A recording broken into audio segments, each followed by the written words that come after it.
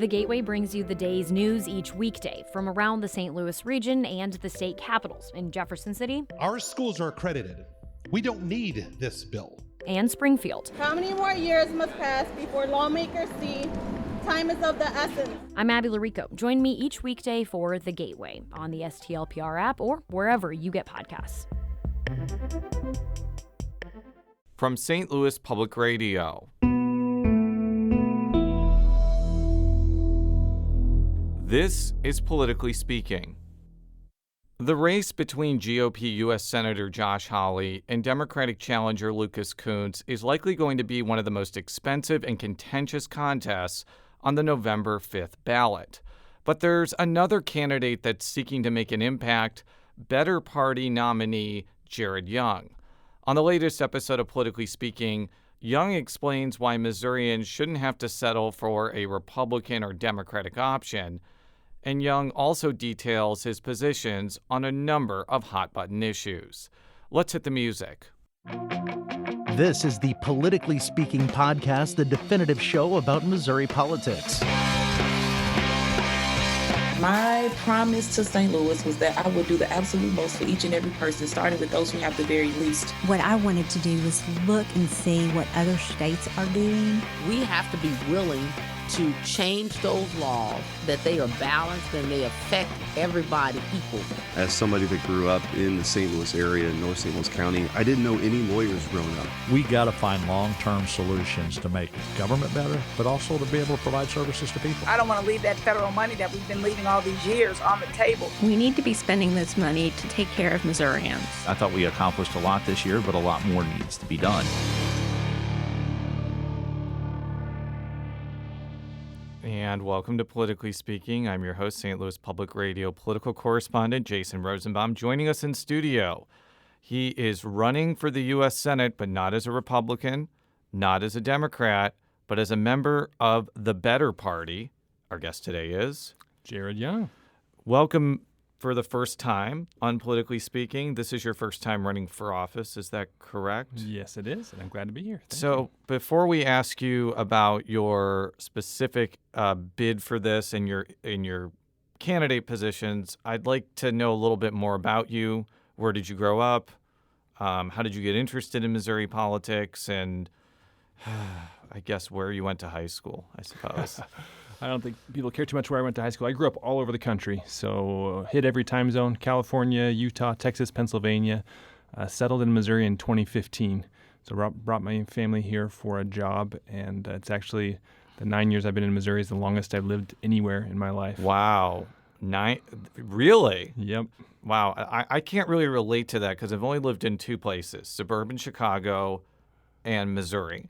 So, and I've lived in different parts of Missouri, but it's been basically half and half in each place. Was it disorienting, moving around so much? Yeah, there were definitely, like anything in life, there were good things and bad things about it.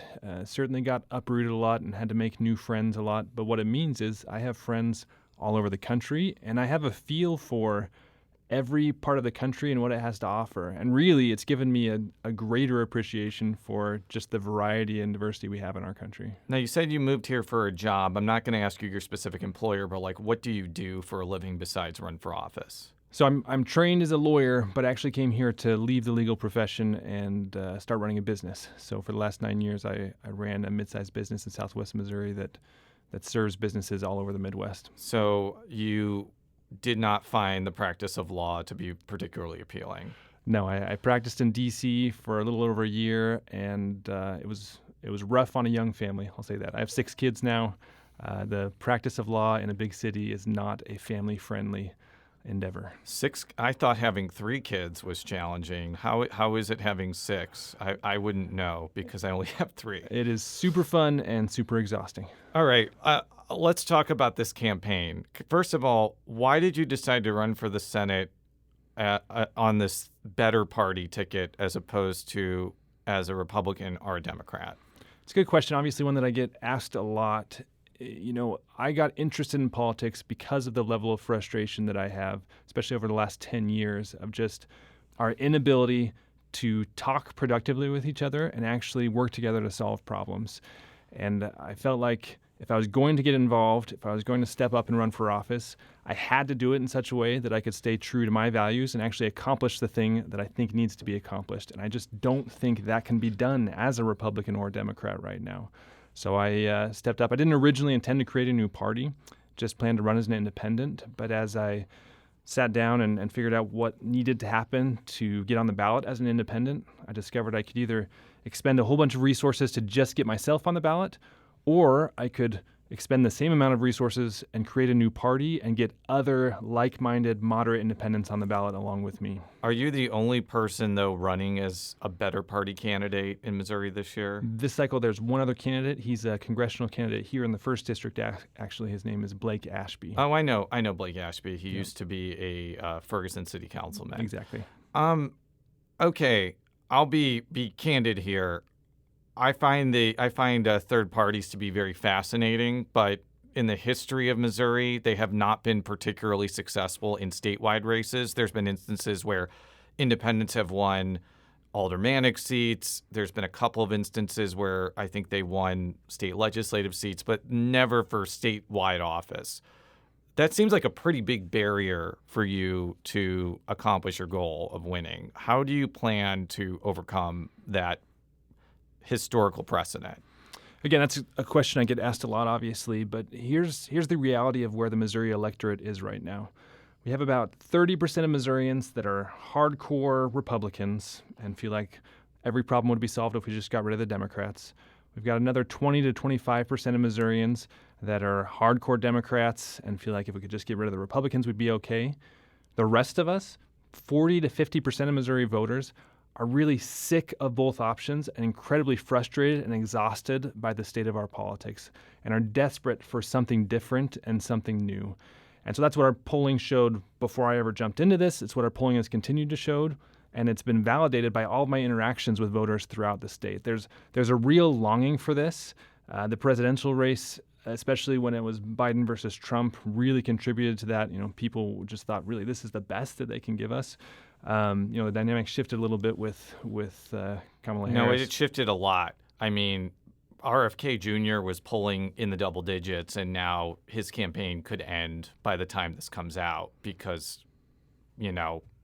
they made the switch. I don't think any of the third-party candidates are going to be relevant this year because of the change. Well, there's a difference in the presidential level, right? There's a much higher barrier to win as a third-party candidate on the presidential level. I would say it's damn near impossible. Right. We're not Canada. We're not a European parliamentary system. I think it's going to be one or the other. Right. So the Electoral College provides that barrier, but in a race like mine, all I need is a plurality to win, right? Mm-hmm. And it's clear that there's a strong plurality of Missouri voters who want something like this. So the challenge for us this year is not actually persuading people that we need something like this. The challenge is just convincing them or making sure they're aware that there's a viable, legitimate option out there, and then obviously persuading them that option has a shot. So you got to you were at the state fair. Yeah. That's where I met you for the first time. You certainly witnessed the interesting spectacle when Josh Hawley was making a speech at a Farm Bureau event and then union members interrupted him. Did you happen to see Lucas Kunce and Josh Hawley interact with each other at all? Yeah, I was about 20 feet away from them as they were in each other's faces there at the ham breakfast. What did you make of that situation? Because it has certainly gotten a lot of attention in Missouri, but it's also gotten some attention nationally. And I think that from talking with you, your view of the whole, what I like to call it the Sedalia skirmish, but other people could call it something else. I think you have a different view of it than others, and I'd be interested for you to explain that. So there are a couple of different things that it makes me think about. One is it was a spectacle, and I think that's what our politics has become completely about now. It's about spectacles. It's about showmanship. It's about getting as much attention as possible so that each campaign can then put up their clips on social media and fundraise off of it and just get as much attention as they can. But there's no substance there. We have performers, but we don't have people who are actually interested in talking about issues and thinking through the ways to actually solve those issues. We're facing a lot of complex problems, and we're not going to solve them by just hurling insults and screaming in each other's faces. All right, let's talk about those complex issues. We'll start off with immigration. if you ask somebody like Josh Hawley, he's going to say, let's completely shut down the border and create the most strict immigration regulatory system as possible. I think Kunce wouldn't probably go as far, but he has recently released an ad talking about getting tough on immigration. And I'm being kind of like general there. You can go on the internet and figure out his position. How would you approach immigration if you're elected to the Senate, and how would you approach it differently from Hawley or Kunce? I feel like there are so many areas where there's actually pretty broad consensus among the voters, but we're not able to make any progress in actual policymaking because of the vitriol, because of the partisan games where people don't want to give each other a win. And I think immigration is actually the perfect example. Most Americans acknowledge two things about immigration. One is we need a secure border. The second is we need legal immigrants. They're an incredibly important part of our economy and an important part of our culture. And so it shouldn't be that hard for us to come up with policy that acknowledges both of those truths, that makes sure we know who's coming into the country. We've made a decision. This is who we want. This is who we don't want. We let in the people that we want. But at the same time, making it easy for the hardworking, America-loving people that we need to come in to fill jobs, to grow our economy, to get in here without too much of a problem. How exactly do you secure a border that is several thousand miles long, has terrain that makes building a wall very difficult? And the question I've always had for people that say build a wall, like how do you prevent people from flying over that wall or digging under that wall? Which sounds crazy, but like in a border that large, you can't monitor every square inch of it. Yeah, so I actually, my first summer of law school, I interned at the U.S. Attorney's Office in San Diego. And that U.S. Attorney's Office is 100% or 99% dealing with border issues. And so I walked the border with the Border Patrol. And so I'm familiar with at least a pretty good portion of that border and what it looks like there on the ground. And you're right, it's impossible to completely stop the flow. But what's happening right now is the flow's coming across, and the flow is bigger than ever because once they get across, they basically turn themselves in, they go through some processing, and then get turned loose into the public and told, come back when your hearing is. But that hearing, because we're so understaffed, is going to be, a year from now, 18 months from now. And that's the problem. We just have created incentives for the people to come across, and that's what we have to do is eliminate the incentives. We need to staff up on the immigration judges so those cases can be processed more quickly. We need to have honest conversations about, okay, what is a refugee? What kind of refugees do we want to accept? And just, again, we just have to have the conversations. But when we're talking about securing the border, the wall gets a lot of attention, and it's flashy, and it makes for good chants. But really, I think we just need to be leveraging technology better. I think we'll spend our money better to just leverage the technology that's available to stop people from coming across illegally rather than building a wall. I think that the reason why people are coming to this country is they're often coming from places that are going through severe economic hardships. As much as I would like to say the United States could provide aid to Central and South American countries that are in cataclysmic free falls, we just can't. Like, eventually countries have to figure out their issues by themselves. But I don't see people stopping coming to this country as long as that dynamic exists. So is there a part of this solution that includes providing some sort of small amounts of aid to those countries to help deal with problems that are causing people to leave in the first place? Potentially. I mean, those are the kinds of ideas that could make a lot of sense, and then we need to have earnest discussions about it. And that's the problem, is we're not having earnest discussions. I think we need to recognize in all these conversations that these are human beings and that we need to have compassion about them, but also acknowledge exactly what you said. We can't help everyone in the world that we want to help, and so we just need to have good discussions about who we are going to help. Well, let's move on to an issue that seems to have popped to the top of the presidential race, and that is child tax credit. I'd be interested to hear if you think you have 6 kids, yes. So you utilize the child tax credit. Yes, I do. I utilize the child tax credit. Frankly, after the American Rescue Plan was passed and we started getting monthly amounts of money, that really helped us with groceries and daycare and things like that. But that disappeared. I think Republicans are leery of going back to that sort of system, but they have been amenable to raising the amount of money per child for the child tax credit. What's kind of your thought about that entire debate? I think it's a challenging balancing act because one of the things that's of biggest concern to me is our deficit spending and our national debt. And so, all government spending has good intentions behind it and accomplishes some good. Maybe not all government spending accomplishes some good, but certainly we don't just come up with programs to throw money away. There's always a reason for coming up with the programs. But we've gotten ourselves to a point where it's just out of control. And so we need to think really, really hard about where we're spending our money. And there's going to have to be difficult decisions. So anytime I hear about any suggestion to spend more money, I get hesitant and think wait, we need to tap the brakes. And we need to be willing to have hard conversations about where we're putting government resources. Do those hard conversations include making changes to Medicare and Social Security? And by changes, I mean either raising the retirement age or for some Medicare patients, larger co-pays. I don't know exactly what we would be talking about here, but those particular programs could potentially run out of money, especially Social Security. Right. I know it's not politically popular to say, but anyone who's serious about tackling those issues has to recognize that those options need to be on the table. Now, we can't touch it for people who are already relying on these programs, but certainly people like me, we can make changes that will make the program solvent, that will harm me 30 or 40 years down the road when I'm utilizing the programs. But it has to be done. The only other option is we do nothing, and 10 years from now, there's cuts across the board because we didn't have the courage to do anything about it. I'm not 100% sure about the timeline, but I do think that there are going to be some tax cuts that were passed under President Trump's administration that are going to be coming due maybe in the next couple of years.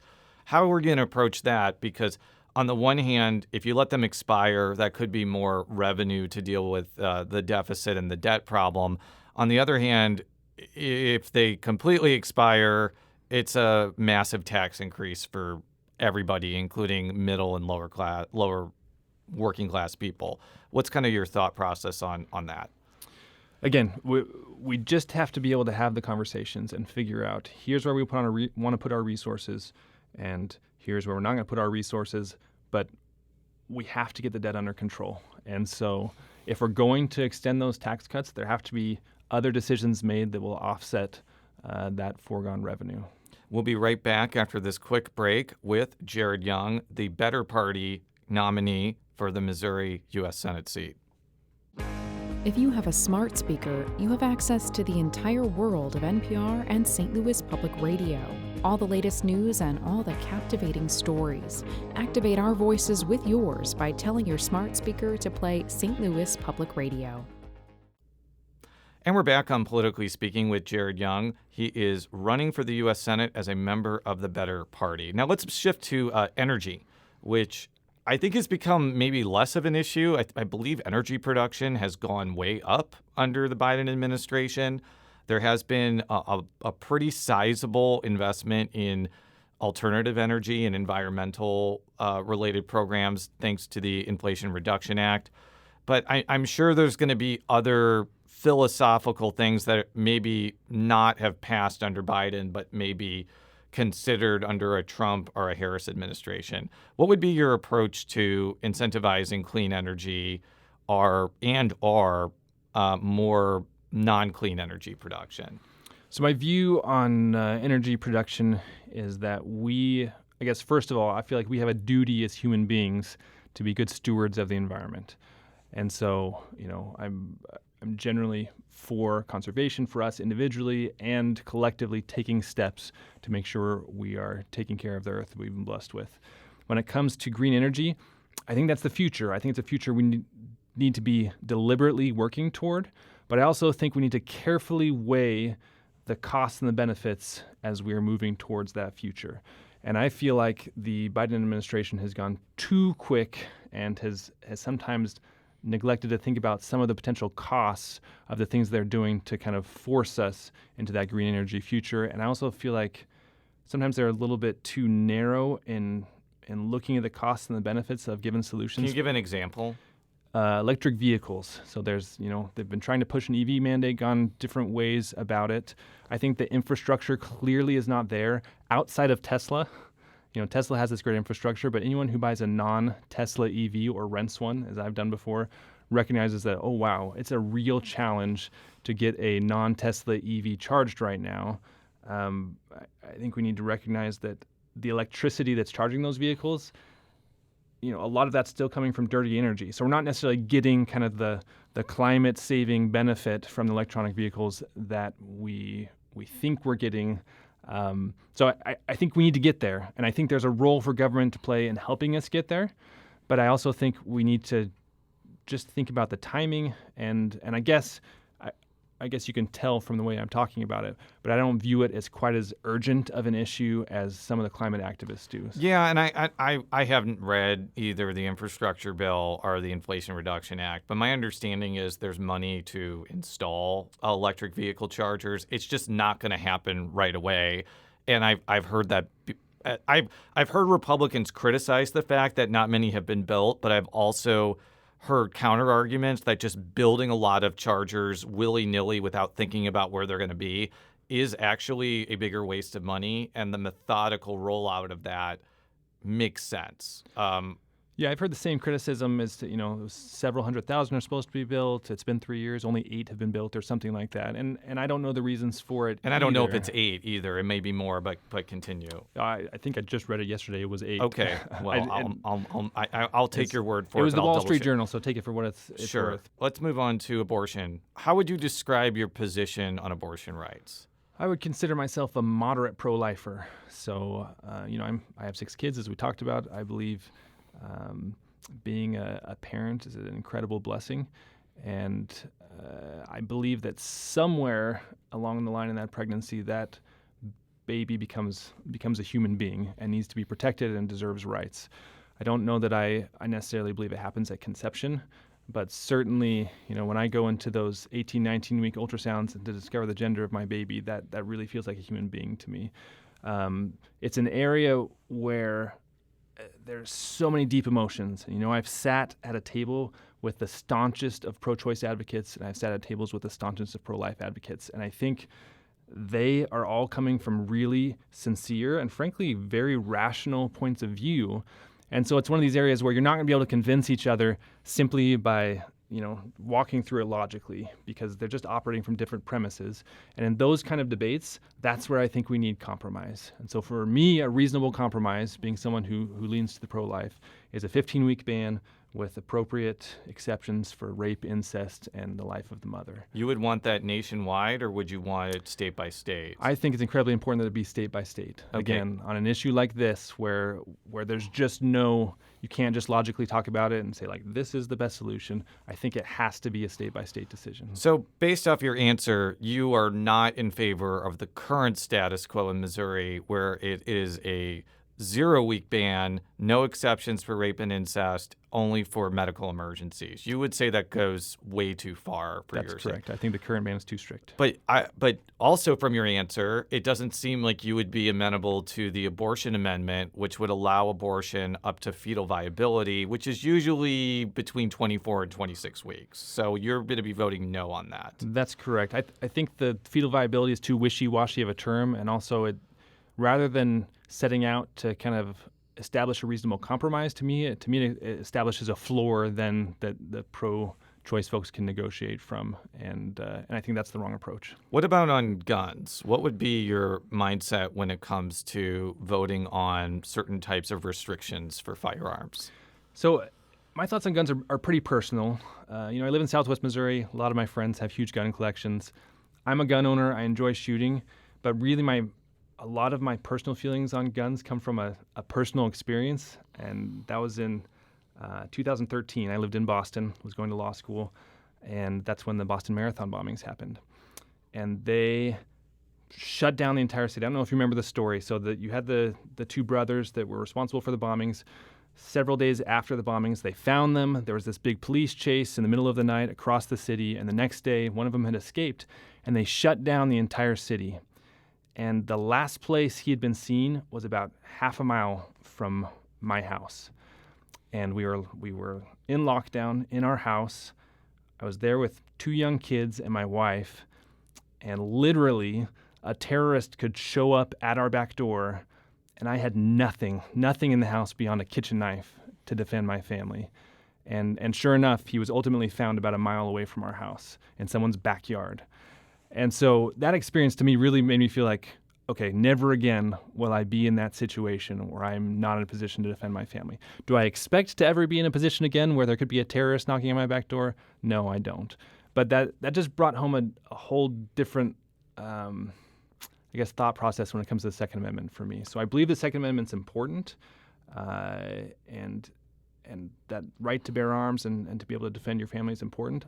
At the same time, I think we have to be open to reasonable discussions about things that will keep guns out of the hands of people who are going to use them in bad ways, whether that's criminals or the mentally ill. So I guess that would mean red flag laws would be amenable to you, because that creates, we've talked about this on the show before, but red flag laws would set up a judicial type process where if somebody is accused of being a danger to themselves or others, a judge can determine whether to take their guns away. Yeah, I think you have to be very careful and make sure there are appropriate safeguards in place so that you're not taking guns away from, law-abiding citizens, and so that somebody can't just, want to cause somebody a hassle and initiate that red flag process. But yeah, as long as you're thoughtful and careful about it, I'm certainly open to those kind of regulations. Right. And also, I know that mental health related things gets brought up anytime there's a shooting.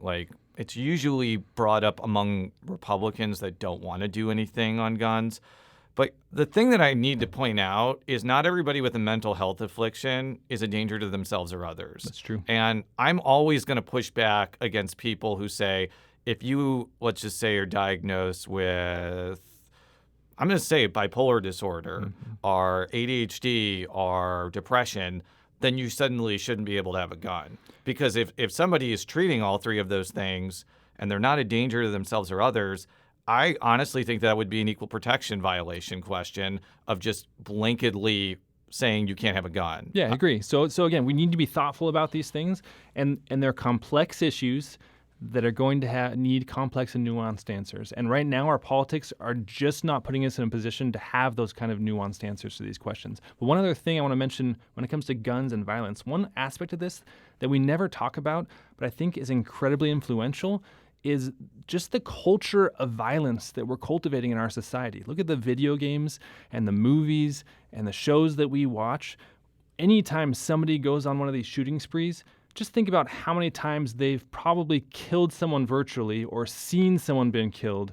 I think that has an influence on the level of violence in our society. Yeah, I'm going to push back a little bit against that. I don't know, how old are you? 38. I'm 40, so I went through the whole Mortal Kombat era too, and I never went and tried to rip somebody's spine out. Oh, but Mortal Kombat it pales in comparison to what's out there right now. Yeah, and Game of Thrones compared to something that was on TV in the 90s, there is a stark difference in the graphic level of violence that's being put in front of our kids, in front of people today than in the 90s. All right. Well, let's move on to one other domestic issue, marijuana legalization. I asked both Senator Hawley and Lucas Kunce about whether they would want to legalize marijuana federally. It's already legal in Missouri, so this question is not relevant to whether you can buy marijuana or not, but it is very relevant to whether prospective businesses can get access to bank loans, because right now you can't. It also affects expungements on a federal level. It would obviously affect states that can't get marijuana right now. I'd be interested in your opinion about whether it should stay illegal federally. Yeah, so I'm very familiar with the challenges that businesses face. I worked with businesses that were in the marijuana industry and have friends that work in the industry. I'm actually opposed, however, to the legalization of recreational marijuana. I support medicinal marijuana. I think it should be treated more like the other medicines we have out there and less like, hey, pay $5 to get a card. I know this is the old regime, not the current regime in Missouri, but I am all in favor of people having access to marijuana for medicinal purposes.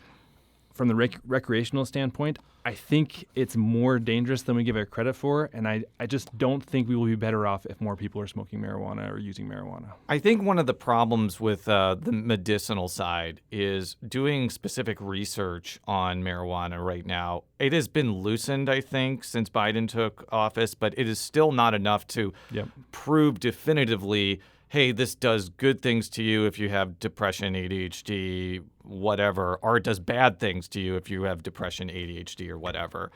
That seems to be like a baseline thing that needs to happen to allow more study of marijuana. I agree. What would you do kind of to remove some of those barriers on a federal level? Yeah, we need to reclassify it so that it's treated more like something like morphine or codeine and less like cocaine and methamphetamine, so that that research can be conducted and we can have honest conversations with real data about the impact of marijuana on our society.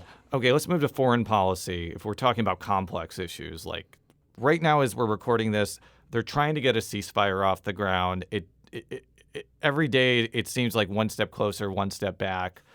I know this is a very emotionally charged issue where people have very strong opinions, but as a United States Senator, you could certainly have an influence on voting for aid packages or using your platform to call for the administration to commit to a certain policy. I'd be interested to hear your general thought process on this.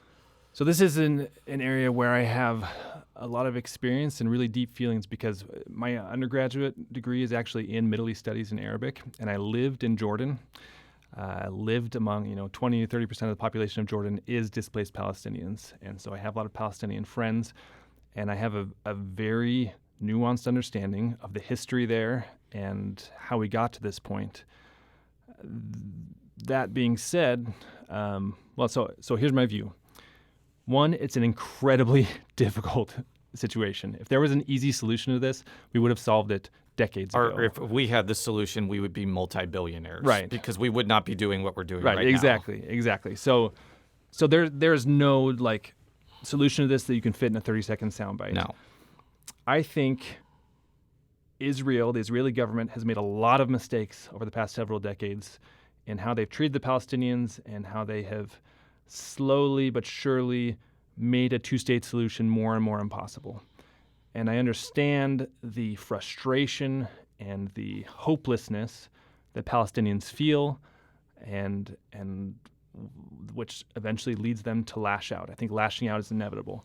That being said, I think what happened on October 7th is atrocious.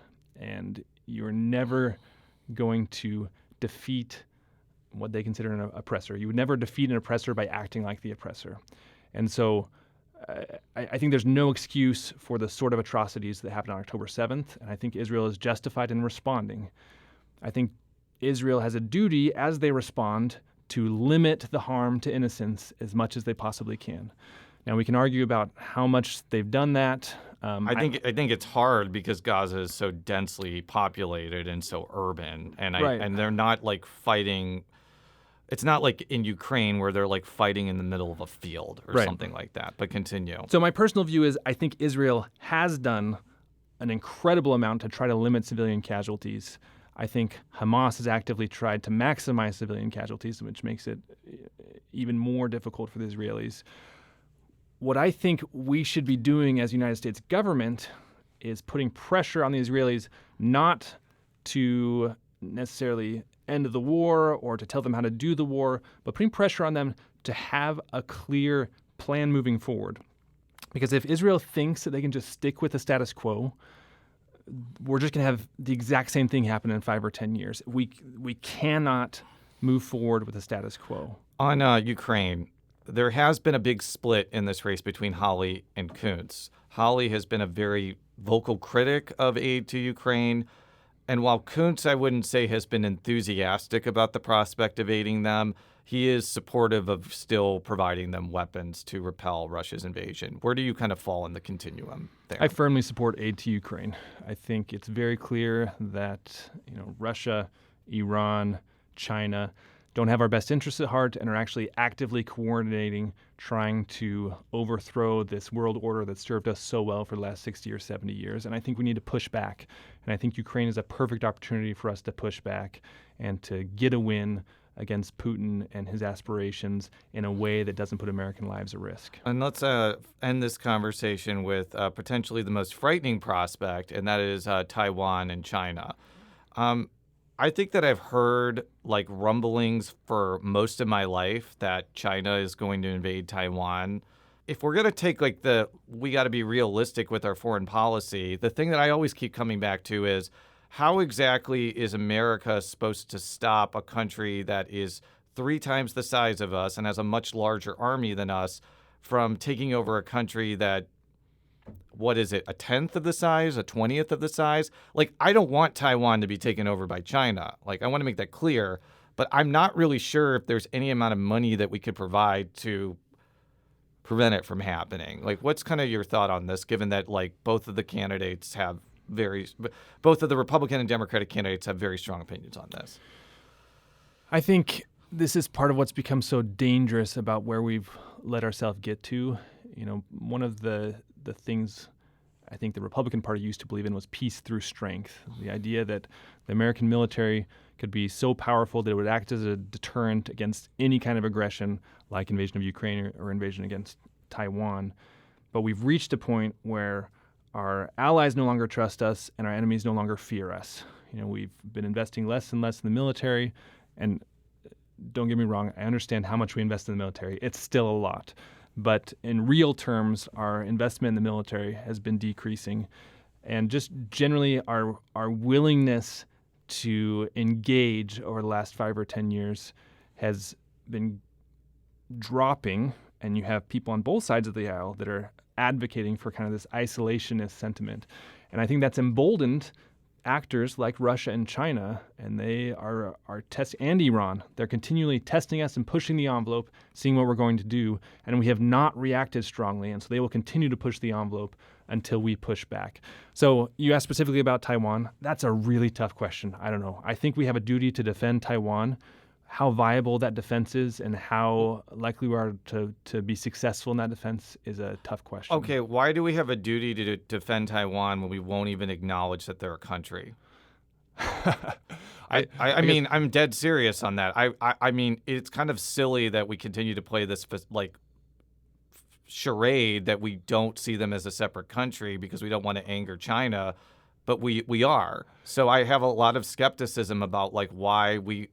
In that situation, we would actually maybe deploy U.S. troops to defend a country we don't even think is a country. So I'd be interested in that. I agree with you on the ridiculousness of the kind of diplomatic charade that we do with regard to Taiwan. I guess I'm a little more hawkish when it comes to China, and I'd be in favor of actually recognizing Taiwan, even though, you know, that sends shockwaves through the diplomatic world. Yeah, and that's not your choice. That's the president's choice. Right. But I understand. But I would certainly support it if we wanted to take that step. And so you ask, why do I think there's a duty? Same reason I think we have a duty in Ukraine. And maybe duty is too strong of a word. I think it's in our best interest.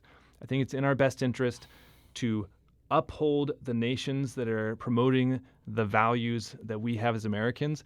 But it's also in our economic interest because of the semiconductor industry that Taiwan controls. Obviously, we're taking steps to be a little more self-sufficient in that regard, but we're not there yet.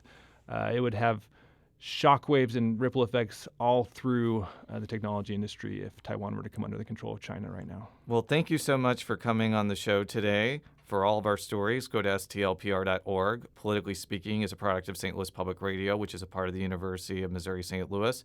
And how can we find out more about your campaign, your platform on the World Wide Web?